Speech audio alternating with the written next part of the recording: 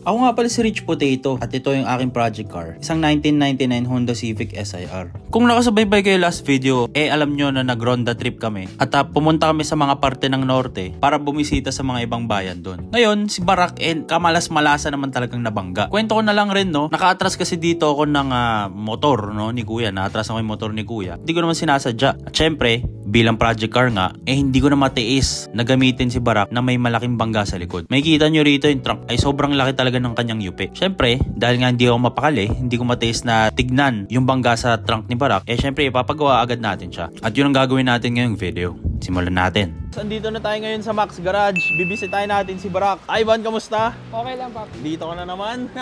Okay, asan na si Barak? Gusto ko na makita. Ito na, bin-assemble na natin. So kung naalala nyo boys, ang huling kulay na ito ni Barak, ano pa? Lime green. Oo, primer. Primer pa. Ngayon, nakulayan na siya, napintahan na. Oo.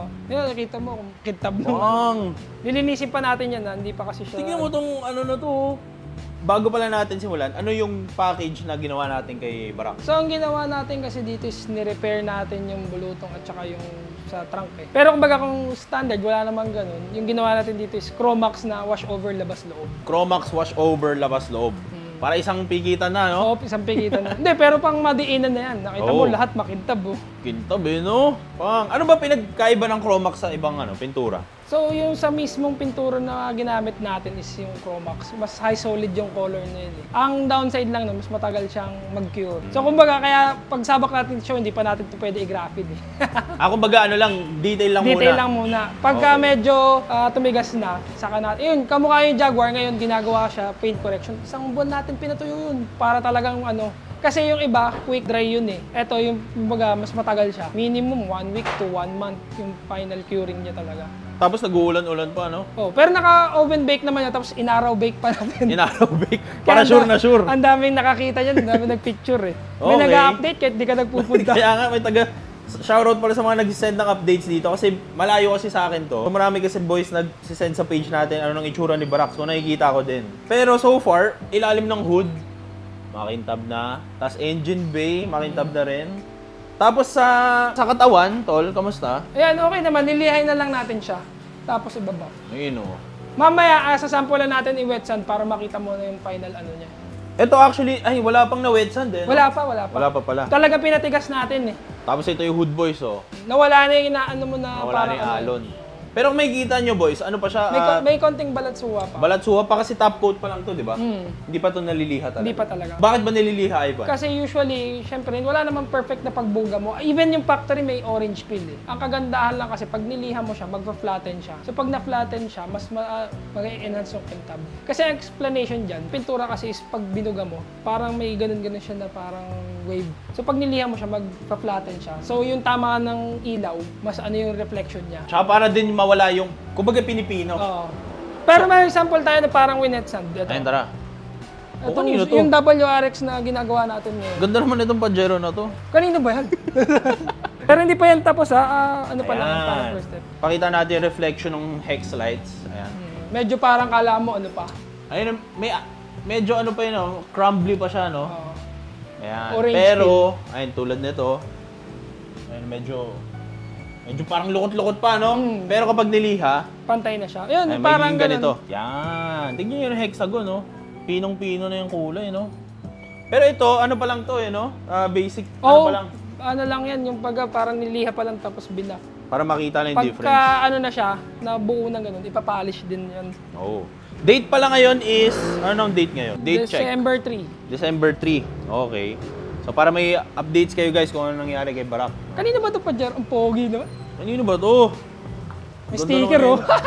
Uy. Okay, pero bakit dito sa bakit dito makintab na siya? O dahil malikabok lang, no? Malikabok din. May isa pa. Ito makintab kasi talaga eh, no? Pero grabe. Yung trunk pala, pakita natin yung trunk. Ito yung nabangga boys, oh. Ayan na. Yun, parang normal na ulit eh, no? Mamaya sasampulan natin siya i-wet sand then i-buff yung isang part. Siguro yung bubong para at least makita mo yung ano talaga na hinahanap. Ito bukas pala. Ayan yung nabubuksan eh.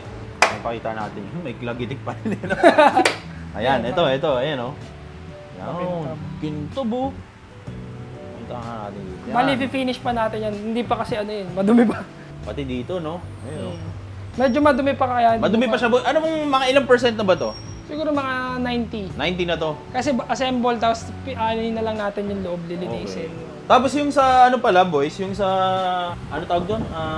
Nag-crack niyang ano, wala na rin. Ano? Wala na yung ano, pigsa. Napatay na yung pigsa. Wala na. Wala na yung ano, at saka even yung bubong mo, wala namang problema, kaya... Lata Lodi, no? Lata yan.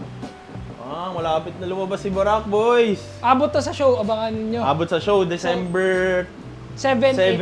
Abutin natin. Pero after December 7, ano pa bang gagawin sa kanya? Doon na natin i-finish yung ibang ano kasi medyo tight talaga tayo sa schedule. Tama, kumbaga yung parang final detail na ano. Pumartida pa pala tayo sa show. Ang kapal na mukha.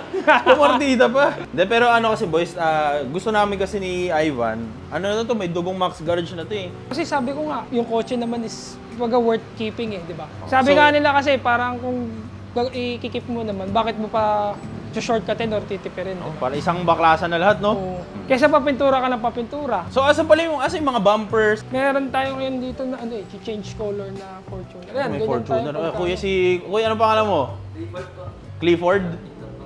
Panis. Meron pa dito sa kabila. Pero yung mga prep, kasi dito tayo magbubugay. Mamaya sasara to, tapos bubugan. Ito painting area na pala to, no? Painting. Hindi, kumbaga ito yung oven natin, yun yung mga heater. Ayun, may panarnia ka na ngayon, ha? Yun, ito yung sa tropa natin, kay Iman. Ito, ginagawa natin. Ito yung Altis na dinala namin. Tapos ito yung isang sa subscriber mo siya eh, napanood niya. So, ang ginawa naman natin dito, nire-repair yung bubong. Meron na siyang bulok eh, actually. Ba't ito kalas lahat? Hindi kasi ito, kailangan natin kalasin dahil lalateruin yung bubong. Pag nalaglagan ng, ng acetylene, sabi mo. So, okay. Ang trabaho pala pag-repair ng bubong? Lalo na pag roof cut. Hindi, actually, pagka medyo nandito na yung bubong, yung bulok mo, kailangan na tanggalin yung salamin.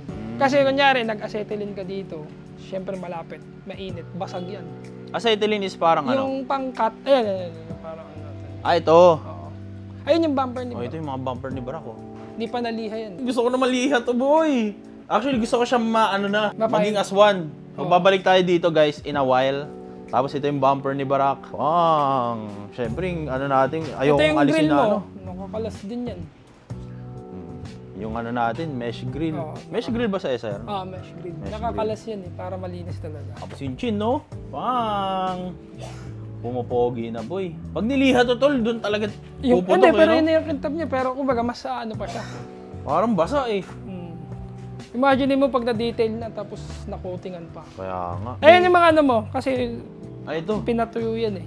Yung skirt mo, yung molding. Kumbaga, kalas lahat eh. Tsaka yung garnish skirt, ito. Garnish. Pati side mirror natin na may nag-crack. Nice natamaan eh. Naayos na. Naayos na rin, boys. Ayan Lahat pakintab eh. Kaya nga. Ganun ba talaga pag Gromax? Actually, kahit yung mga regular paint naman makintab, mas higher lang siya. Yung reflection, iba talaga kulay ng Gromax. Tsaka parang medyo mas matigas siya kumpara dun sa mga regular na pintura. Mas matagal sa sa babaran sa araw. Mas makunat ba yun o hindi? Sa kunat siya, pero kumbaga ang kasi natin dito is yung reflectiveness ng kintab. Yung sa iba kasi parang lang niya eh. Kumbaga parang makita mo yung stock na pintura. Para may limit lang yung kaya niya ikintab kahit i-detail mo. Ito to the max. To Kasi the Max Garage. Ewan ko kung nakita niyo yung Jaguar na naka-Chromax din. Papasadahan natin nga next time yun. Fortuner na change color. Pero gagawin? Ang two-tone niyan, gagawin siyang parang yung Prado. So yung bubong niya is parang white na silver. Ganitong kulay. Okay. Pero since wala kasi siyang bodyline dito sinadjust natin dito lang. Kasi parang pipilitin mo mag-two-tone pag dito. Unlike sa kamukha ng Fortuner na bago. May yung parang yung hati niya kasi dito. So parang hindi siya ito lang mismong bubong. So yan, iba yung kulay niyan dito sa katawan. So ito parang white silver siya, may pagka-pearl. Tapos ito, yung beige trail Pero dust. parang masarap kapag modelo kasi wala masyadong, lalo na pag walang bangga, no? Oo. Pero hindi, yun nga, ito, prep lang nito, matagal din eh. Ilang linggo rin piniprep ni Clifford yan eh. Silipin natin yung mukha. Kasi actually, ang buga, madali lang. Ang mahirap, yung pag-prep ng katawan. Eh syempre, kailangan gagawin natin ng isahang maayos na kasi mahirap din eh pagka kunyari may mali sa prep, pwedeng i-back job yun. Ilang araw pa to? Siguro lalabas tayo dito, actually bukas lalabas ko to eh. Tapos i-detail na natin yan sa Autopro naman. At ang next na gagawin dito, binubuo assemble muna. Kasi yung liha naman, mabilis lang naman siya. Ang matagal, yung pag-assemble din. So mamaya ikakabit na yung mga bumper. Ilang days pa ba? May... Friday ang ingress eh. So ngayon Tuesday, may Wednesday. 2 days pa. Oo. 2 days to prep. Okay, patayan na yung mga boys mo dito. Pero abot yan, abot. Abot to boys. Okay, so di ko alam kung ano mangyari, pero dito ko na muna tatapusin yung video natin boys.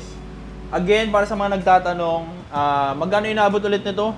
Depende kasi siya sa condition eh. Pero kunyari, basic na wash over lang, hindi yung ganitong klase ng pintura, 35 lang. Tapos naka-promo tayo, pag rich potato, sabihin niya lang, may less 5K pa. Tapos free ceramic. Free ceramic? Ceramic. Nga pala, Oo. Palagi ko nakakalimutan. Pero ito kasi, kung maganda ka sa condition ng kotse mo at saka yung pintura na gagamitin. So again boys, abangan nyo sa mga susunod na vlogs. Kapag nakakabit na piece by piece na Transformers na to si Barak, kung ano magiging itsura niya. Pero so far, ito yung itsura niya boys. At kita-kits tayo sa mga susunod na video. Peace out!